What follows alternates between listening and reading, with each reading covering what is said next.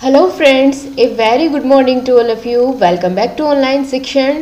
सभी को सुबह का नमस्कार। आई होप आप सभी बहुत अच्छे होंगे। सो गाइस, आप सभी का स्वागत है आपके अपने यूट्यूब चैनल ऑनलाइन शिक्षण पर, और मैं हूं आपके साथ अंजलि बालियान। दोस्तों, आपकी जो ये क्लास चल रही है ये है पेपर नंबर फर्स्ट, शैक्षिक मूल्यांकन, क्रियात्मक शोध एवं नवाचार, यानी educational evaluation, action, research and innovation. ये आपका पेपर नंबर फर्स्ट की आज क्लास हो रही है, और कल भी हमने पेपर नंबर 1 की ही क्लास ली थी। तो चलिए, आज की क्लास को शुरू करने से पहले हम एक बार जान लेते हैं कि आखिर हमने कल की क्लास में क्या क्या चीज़ें सीखी थी। ठीक है, तो दोस्तों, कल की क्लास में हमने डिस्कस किया था कि शैक्षिक मापन और मूल्यांकन की अवधारणा क्या होती है। साथ साथ हमने ये भी जाना था कि शैक्षिक मापन क्या होता है। मैं एक बार आपको रिमाइंड करा दूं कि शैक्षिक मापन हमने आपको क्या बताया था। दोस्तों, क्या होता है कि शिक्षा के अंतर्गत यदि छात्र की योग्यताओं और उसकी विशेषताओं को हम गणितीय इकाइयों में निर्धारित करते हैं या लिखते हैं, उसी को हम शैक्षिक मापन कहते हैं। बहुत अच्छे अच्छे इसके एग्जाम्पल मैंने आपको देके सारा कुछ क्लियर किया था। उसके बाद दोस्तों, हमने जाना था कि शैक्षिक मूल्यांकन और शैक्षिक मापन का अर्थ क्या है, और दोनों के बीच में हल्का फुल्का सा डिफरेंस भी हमने कल ही जान लिया था। ठीक है, और गाइस, क्लास के खत्म होते होते कल मैंने आपसे क्वेश्चन किया था कि आज की क्लास से आप लोग क्या सीखे हैं उसको पॉइंट्स में लिखिए। तो कई सारे बच्चों ने बहुत अच्छा आंसर किया। मैं उन सभी का नाम लेना चाहूँगी क्योंकि बहुत अच्छे से उन्होंने अपनी लैंग्वेज में उसका आंसर किया, मुझे बहुत अच्छा लगा। तो उनके नाम है, एक तो सबसे पहले मैं बताऊँगी हेमलता, बहुत अच्छा आंसर आपने किया।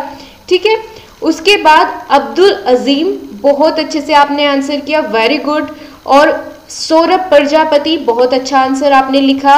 एंड गोली चौधरी, आप सभी लोगों ने बहुत अच्छे से उस क्वेश्चन का आंसर दिया। मुझे बहुत खुशी हुई, आप सभी लोगों ने उसका आंसर किया। देन गाइज, आपकी एक शिकायत थी कि मैम लाइव क्लास में आप लोग रिप्लाई क्यों नहीं करते हैं, क्योंकि गाइज बात ऐसी है कि थोड़ा सा फोकस डिसबैलेंस हो जाता है। यदि मैं आपके कमेंट्स में पूरा ध्यान वहाँ दूँ तो मैं आपको बहुत अच्छे से वो चीज़ें डिलीवर नहीं कर पाती। तो इसीलिए मैं सोचती हूँ कि मैं क्लास के ख़त्म होने के बाद आप सभी के कमेंट्स देखूँ, और आपके लिए भी यही अच्छा है, क्योंकि क्लास के समय पर आप सिर्फ और सिर्फ पढ़ाई पर ध्यान दीजिए, और कमेंट क्लास के बाद में मेन कमेंट बॉक्स में करके कमेंट छोड़ दिया करिए। ठीक है, मैं हर किसी का कमेंट वहाँ पर पढ़ती हूँ। और नोट्स मैंने आपको बताया था कि टेलीग्राम ग्रुप में मिल जाएंगे, ऑनलाइन शिक्षण DLED टेलीग्राम ग्रुप का नाम है, या ऑनलाइन शिक्षण करके आप सर्च करेंगे आपको मिल जाएगा। ओके, वहाँ आपको नोट्स और PDF हर एक क्लास की मिल जाया करेगी। तो चलिए गाइज, आगे की क्लास को शुरू करेंगे और चैप्टर नंबर फर्स्ट का बचा हुआ टॉपिक आज कंप्लीट करेंगे। तो चलिए दोस्तों, हम जानने वाले हैं मूल्यांकन की संकल्पना। ठीक है, यहाँ से शुरू करेंगे आज का टॉपिक, और साथ साथ आगे बढ़ते हुए चलेंगे और नई नई चीज़ें आपके सामने आती रहेगी। सब्जेक्ट नया है तो थोड़ा सा आपको टाइम लगेगा उस पर अपना पकड़ बनाने में। तो चलिए जानते हैं मूल्यांकन की संकल्पना। मूल्यांकन शिक्षा के क्षेत्र में चलने वाली एक सतत प्रक्रिया है जो पूर्व निर्धारित उद्देश्यों की प्राप्ति की सीमा को ज्ञात करके उसके संबंध में उचित या अनुचित का निर्णय लेने में सहायता प्रदान करती है। कौन? मूल्यांकन। ठीक है, मूल्यांकन के बारे में हमने आपको बताया था कि सबसे पहले हमने बताया कि मापन क्या होता है। मापन का कार्य केवल और केवल इतना होता है कि किसी भी गुण को, उसके दोष को अंकों में प्रदर्शित करना, लेकिन उसके बाद की जो चीज़ें होती है उस पर ये देखना, उसका उद्देश्य जानना कि वो चीज़ उचित है या अनुचित है, ये पूरा लंबा जो प्रोसेस चलता है ये होता है मूल्यांकन में। ठीक है, मापन जो है बहुत ही, आप कह सकते हैं, नैरो है, बहुत ही छोटा है मूल्यांकन के सामने। मूल्यांकन एक बड़ी टर्म है। ठीक है, और हाँ गाइज, आप शुरू से क्लासेस लेना शुरू करिए, कोई भी क्लास मिस ना करें तो आपके लिए अच्छा होगा, क्योंकि फिर बाद में वो चीज़ें कवर नहीं हो पाती है जितना जल्दी आप करना सोचते हैं। तो साथ साथ हर एक क्लास को लीजिए। चलिए, अब हम दोस्तों इसकी परिभाषा जानेंगे किवलेन व हन्ना के अनुसार।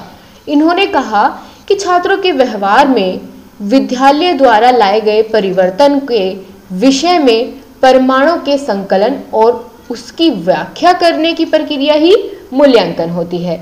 इन्होंने क्या बताया मूल्यांकन को लेकर के? इन्होंने कहा कि जो छात्रों के व्यवहार में विद्यालय के द्वारा कुछ परिवर्तन लाए जाते हैं, उन परिवर्तनों को उनका परिमाण निकालना, उनका परिमाण और संकलन करके उनकी व्याख्या करने की जो प्रक्रिया होती है वही मूल्यांकन है। और जानेंगे दूसरी परिभाषा से और भी ज्यादा चीजें क्लियर हो जाएगी आपको। अगली परिभाषा हम जो देखेंगे वह है डांडेकर के अनुसार। इन्होंने कहा कि मूल्यांकन क्रमबद्ध ढंग से यह बताता है कि बालक ने किस सीमा तक उद्देश्यों को प्राप्त किया है। ठीक है, मैंने आपको बताया था अभी थोड़ी देर पहले कि मूल्यांकन क्या है, एक ब्रॉड टर्म है।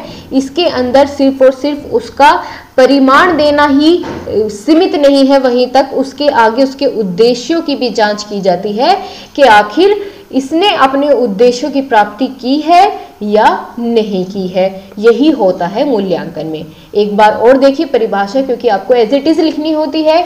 डांडेकर के अनुसार मूल्यांकन क्रमबद्ध ढंग से यह बताता है कि बालक ने किस सीमा तक उद्देश्यों की प्राप्ति की है। और जो जो चीजें आपने इन परिभाषाओं में जानी वही बातें NCERT के द्वारा भी स्पष्ट की गई है, इसके बारे में बताया गया है। चलिए एक बार जान लेते हैं, क्योंकि एग्जाम में यहाँ से पूछ लिया जाता है। तो NCERT ने मूल्यांकन को स्पष्ट करते हुए कहा है कि यह एक व्यवस्थित और सतत प्रक्रिया है, जो इस तरीके से उसमें कुछ बिंदु शामिल होते हैं, जैसे निर्धारित शैक्षिक उद्देश्यों की प्राप्ति किस सीमा तक हो रही है यह पता लगाना, या यह पता किससे लगाया जा सकता है? मूल्यांकन की मदद से। ठीक है, कक्षा में दिए गए अधिगम अनुभव कितने प्रभावशाली रहे यह भी हम किससे पता लगा पाएंगे? मूल्यांकन की मदद से।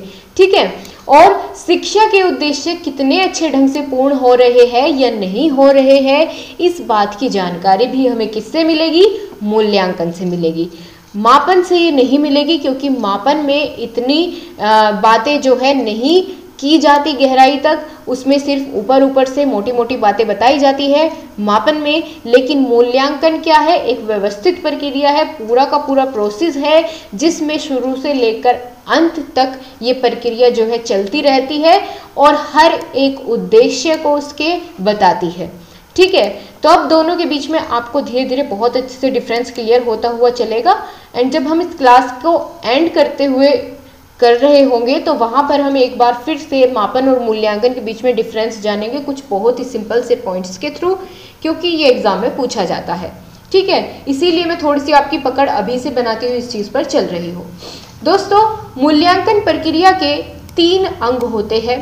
पूछ लिया जाता है कि मूल्यांकन की प्रक्रिया के कितने अंग होते हैं, तो आप क्या बताएंगे? 3 अंग होते हैं मूल्यांकन की प्रक्रिया के।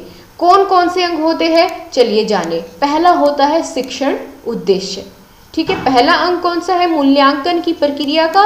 कि शिक्षण का उद्देश्य क्या है उसका पता हो। दूसरा, अधिगम की क्रियाएं, अधिगम करते समय कौन कौन सी क्रियाएं की गई। तीसरा है व्यवहार परिवर्तन। जब शिक्षण पूरा हो गया, अधिगम पूरा हो गया, तो बालक के व्यवहार में क्या परिवर्तन हुआ उसका पता लगाना। ये तीनों क्या है? प्रक्रिया है। पहले शिक्षण का उद्देश्य तय करेंगे, फिर अधिगम करेंगे तो उसमें कुछ क्रियाएं भी करेंगे बच्चे को सिखाने के लिए, और उससे क्या होगा? बच्चे के व्यवहार में परिवर्तन होगा। इस तरीके से आप इन तीनों को इंटरलिंक्ड करके इसका आंसर याद रख पाएंगे। ठीक है, आपको पता चल गया मूल्यांकन प्रक्रिया के कितने अंग होते हैं? 3 अंग होते हैं। कौन कौन से? शिक्षण उद्देश्य, शिक्षण, अधिगम क्रियाएं, व्यवहार परिवर्तन। बिल्कुल ठीक, बहुत ध्यान से सुनिएगा, क्योंकि लास्ट में मैं आपसे इसी क्लास से क्वेश्चन भी करूंगी जिसका आंसर आपको कमेंट बॉक्स में करना होगा। अब हम आगे बढ़ेंगे। मूल्यांकन के तीनों अंग परस्पर एक दूसरे से संबंधित है तथा एक दूसरे पर निर्भर होते हैं। जैसा कि अभी बताया मैंने आपको कि शिक्षण उद्देश्यों की प्राप्ति के लिए विद्यालय में क्या किया जाता है? अधिगम की क्रियाएं आयोजित की जाती है, जिनसे क्या होता है? छात्रों का जो व्यवहार होता है उसमें परिवर्तन होता है। और इन परिवर्तनों की तुलना जब हम शिक्षा के उद्देश्यों से करते हैं, उनका फिर मूल्यांकन करते हैं। ठीक है, तो यही पूरा प्रोसेस हो जाता है, यही पूरी प्रक्रिया हो जाती है किसकी, मूल्यांकन की। क्या करते हैं मूल्यांकन की प्रक्रिया में, सबसे पहले कुछ शिक्षण के उद्देश्य जो है हम निर्धारित करेंगे कि भाई शिक्षण के हमारे ये उद्देश्य हैं, हम इसलिए पढ़ा रहे हैं। फिर उसके बाद हम कुछ क्रियाएं अपनाएंगे विद्यालय में शिक्षण करते समय, ठीक है, शिक्षण अधिगम की प्रक्रिया को करते समय कुछ क्रियाएं करेंगे। फिर उसके बाद उस क्रिया के बाद क्या होगा, विद्यार्थियों के जीवन में, व्यवहार में कुछ परिवर्तन आएंगे, और जब हम उन परिवर्तन को शिक्षण का जो हमारा उद्देश्य था उससे कंपेयर करेंगे तो वही क्या कहलाएगा, मूल्यांकन। ठीक है, ये पूरी प्रक्रिया आपको समझ में आ गई। ये जो मैंने यहाँ पर डिटेल में लिखा हुआ है, वो जो मैंने इन तीनों के बीच में रिलेशन बताया, वही बातें यहाँ पर लिखी हुई है। ऑलराइट गाइस, चलिए अब हम आगे जानेंगे। शिक्षण की जो प्रक्रिया होती है उसी को यदि आप टेबल की फॉर्म में दिखाना चाहे तो आप कैसे करेंगे, वो ऐसे करेंगे, बिल्कुल आपके सामने है। जैसे कि मैंने आपको ये याद रखने के लिए टेबल की फॉर्म में बनाई है कि इसके 3 ही मुख्य बिंदु है, उन पर ही आपको फोकस करना है। कैसे कैसे कि पहले भाई शिक्षण के उद्देश्य सेट करने हैं, एजुकेशनल ऑब्जेक्टिव सेट करेंगे, फिर उसके बाद क्या करेंगे, अधिगम की क्रियाएं करेंगे, लर्निंग एक्टिविटीज करेंगे, और फिर क्या देखेंगे कि भाई व्यवहार में परिवर्तन हुआ है या नहीं, बिहेवियरल चेंज उनमें नहीं है, बिहेवियरल चेंज उनमें हुआ है कुछ या नहीं हुआ है, और हुआ है तो वो किस हद तक जो हमने उद्देश्य निर्धारित किए थे उनसे मैच होता है। ठीक है, ये पूरी प्रक्रिया हो गई मूल्यांकन की। ये होता है इवैल्यूएशन यानी मूल्यांकन का प्रोसेस। क्लियर? आई होप अब आप इसको लास्ट तक कभी नहीं भूलेंगे। बहुत अच्छी बात थी और पेपर में पूछी जाती थी, इसीलिए मैंने इसको इन 2-3 तरीकों से आपके सामने प्रेजेंट किया ताकि आपको हमेशा के लिए याद रहे। ओके, चलिए अब दोस्तों हम जानेंगे मूल्यांकन के उद्देश्य क्या क्या होते हैं। ठीक है, आप अपनी तरफ से भी इसमें लिख सकते हैं मूल्यांकन के उद्देश्य, और जो यहाँ पर लिखे हुए हैं वो भी बहुत ही सरल है, आप उनको भी याद रख सकते हैं। कैसे कि भाई देखिए, जब हम मूल्यांकन करते हैं, क्यों करते हैं, किसी भी व्यक्ति के विकास की या उसके ज्ञान की जानकारी लेने के लिए, उसकी जांच करने के लिए कि भाई इसको कितना आता है, तो उसके लिए हम क्या करते हैं, मूल्यांकन करते हैं। ज्ञान की जांच एवं विकास की जानकारी प्राप्त करने के लिए हम क्या करते हैं, मूल्यांकन करते हैं। यही मूल्यांकन का उद्देश्य होता है। और क्या उद्देश्य होता है मूल्यांकन का, तो वह यह होता है कि छात्रों का वर्गीकरण करना। ठीक है, छात्रों का वर्गीकरण करना। अब वर्गीकरण किस हिसाब से किया जाता है कि भाई कुछ विशिष्ट बच्चे होते हैं, कोई ज़्यादा होनहार होते हैं, ठीक है, कोई नॉर्मल होते हैं, तो उस तरीके से उनका वर्गीकरण किया जाता है बच्चों का कि हमें किस बच्चे पर ज़्यादा फोकस करना है, उसके लिए ये वर्गीकरण किया जाता है और ये उद्देश्य होता है मूल्यांकन का। ठीक है, क्योंकि अगर हम जो पहले से ही बहुत ही पढ़ने में अच्छा बच्चा है उसी के साथ ज़्यादा मेहनत करेंगे और जो पिछड़ा हुआ बच्चा है उसको छोड़ देंगे एक तरफ, तो क्या उसका विकास हो पाएगा जिसको हम पीछे छोड़ रहे हैं? नहीं होगा ना। तो इसीलिए मूल्यांकन की मदद से हम पता करेंगे कि कौन कौन बच्चा ऐसा है जिसको चीज़ें समझ नहीं आ रही है, तो फिर उस पर फोकस करेंगे ज़्यादा। ठीक है, अब चलिए तीसरा पॉइंट क्या होगा, तीसरा उद्देश्य क्या होगा, पाठ्यक्रम में सुधार लाना। ये मूल्यांकन का उद्देश्य है कि भाई मूल्यांकन क्यों करते हैं, पाठ्यक्रम में सुधार लाया जा सके। मूल्यांकन करने के बाद ही तो पता चलेगा कि जो हमारा पाठ्यक्रम है वो किस हद तक बच्चे के विकास में सहायता कर रहा है। अगर नहीं कर रहा है वो बालक के विकास में सहायता, तो वो पाठ्यक्रम किस काम का, इसीलिए मूल्यांकन किया जाता है। और फिर उसका उद्देश्य यही होता है कि भाई पाठ्यक्रम का भी सुधार किया जाए। अगला पॉइंट क्या होगा, व्यक्तिगत विभिन्नताओं की जानकारी या व्यक्तिगत भिन्नताओं की जानकारी। किसको कौन प्राप्त करता है व्यक्तिगत भिन्नताओं की जानकारी? एक शिक्षक, यानी आप लोग कक्षा में जाएंगे, मूल्यांकन करेंगे, तो आप ये देखेंगे कि भाई प्रत्येक बच्चे की कोई ना कोई अलग अलग विशेषता होती है। ठीक है, सभी बच्चे एक जैसी प्रवृत्ति के नहीं होते हैं, तो आप ये देखेंगे कि किस बच्चे को यदि हम कौन सा तरीका ऐसा अपनाएं कि उसको वो चीज़ें समझ में आए, क्योंकि हर बच्चे की समझने की क्षमता अलग अलग होती है। ठीक है। किसी बच्चे को कोई चीज़ें बहुत जल्दी समझ में आती है, किसी को वही बात बहुत देरी के साथ समझ में आती है। यदि आप उस चीज़ को, उस बात को, उस पाठ्यक्रम को टेबल की फॉर्म में प्रेजेंट करें तो बच्चा जल्दी समझ जाता है, ठीक है। तो इस तरीके से हम उनकी भिन्नताओं की जानकारी प्राप्त करेंगे और मूल्यांकन करके ही ऐसा हो सकता है, ऐसा संभव है, ठीक है। आगे बात करें और कुछ पॉइंट्स इसके अंदर जो हम डिस्कस करेंगे वो कौन कौन सा है। तो अगला जो उद्देश्य आता है वह है शिक्षकों की कुशलता एवं सफलता का मापन। मैंने आपको शुरू में ही बताया था कि मूल्यांकन केवल और केवल विद्यार्थियों का नहीं होता है बल्कि शिक्षकों का भी होता है।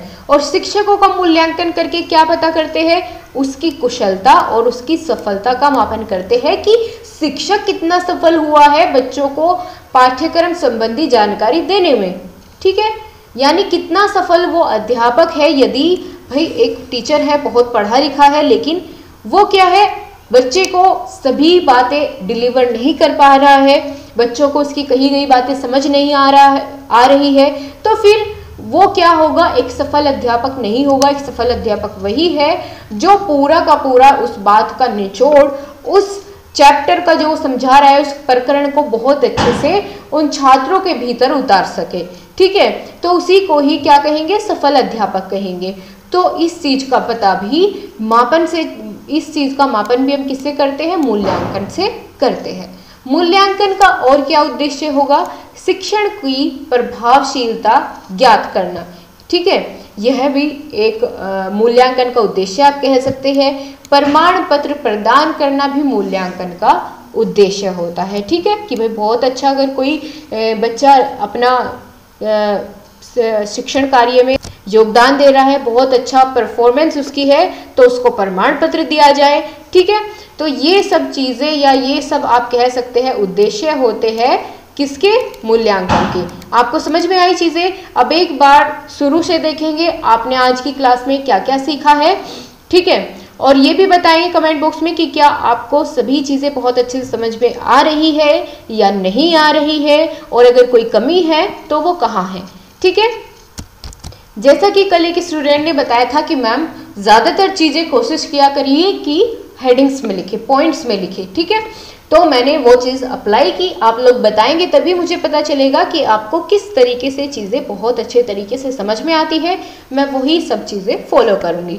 ऑलराइट गाइस, तो चलिए हमने आज की क्लास में क्या क्या जाना कि मूल्यांकन की संकल्पना क्या होती है, उसी के थ्रू हमने यह भी जान लिया कि मूल्यांकन की परिभाषा अगर कहे तो परिभाषा क्या होगी, ठीक है। परिभाषा आपने जान ली। देन उसके बाद NCERT ने मूल्यांकन को किस तरीके से स्पष्ट किया, कौन कौन से बताए उद्देश्य कि क्यों हम मूल्यांकन का प्रयोग करते हैं। बताया मैंने आपको कि भाई निर्धारित शैक्षिक उद्देश्यों की प्राप्ति की सीमा किस सीमा तक हो रही है ये ज्ञात करने के लिए हम मूल्यांकन करते हैं, और कक्षा में दिए गए अधिगम अनुभव कितने प्रभावशाली रहे इसका पता करने के लिए हम प्रयोग करते हैं मूल्यांकन का, और शिक्षा के उद्देश्य कितने अच्छे ढंग से पूर्ण हो रहे हैं यह पता भी हम मूल्यांकन से ही करते हैं। मूल्यांकन प्रक्रिया के 3 अंग होते हैं, कौन कौन से, और उन तीनों, ये तीनों आपस में किस तरीके से संबंधित है ये आपको अपनी भाषा में या कह सकते हैं अपने आप इसका आंसर बना के आपको कमेंट बॉक्स में लिखना होगा। मेन कमेंट बॉक्स में लिखिएगा कि आपको वहां पे बताना होगा कि जो मूल्यांकन की प्रक्रिया के 3 अंग मैंने आपको बताए, शिक्षण उद्देश्य, अधिगम क्रियाएं और व्यवहार परिवर्तन, ये तीनों एक दूसरे से कैसे संबंधित है इसका आंसर आप कमेंट बॉक्स में देंगे, ठीक है। आपको अपने आप से बनाकर इसका आंसर करना होगा, तभी पता चलेगा कि आप लोग कितने अच्छे से आंसर कर पाएंगे। ऑलराइट गाइस, तो आज की क्लास में इतना ही। क्लास कैसी लगी बताना बिल्कुल नहीं भूलना है, और अपने सभी दोस्तों को शेयर करिए क्लास को, उनको अभी से हमारे साथ जोड़िए ताकि उनको बाद में प्रॉब्लम ना हो, क्योंकि फिर उनके ऊपर प्रेशर आ जाता है और वो मुझे बोलते हैं कि मैम एक क्लास में पूरा का पूरा सिलेबस खत्म कर दीजिए, तो ऐसा बिल्कुल भी पॉसिबल नहीं हो पाता है, कुछ ना कुछ चीज़ें वहाँ पर मिस हो जाती है, ठीक है। तो इसीलिए शुरू से अपनी तैयारी करनी स्टार्ट करिए, ठीक है। अभी आपके ऊपर ज़्यादा प्रेशर मैं इसीलिए नहीं डाल रही हूँ क्योंकि आपका मैथ्स का है, तो आप धीरे धीरे करके सभी चीज़ें हम कवर करेंगे, परेशान होने की कोई ज़रूरत नहीं है। Then okay guys, alright, bye bye, take care, thank you so much everyone. बहुत अच्छे से आपने पढ़ाई की, और फिर से मिलते हैं अगली क्लास में, तब तक के लिए bye bye. Take care, thank you all of you.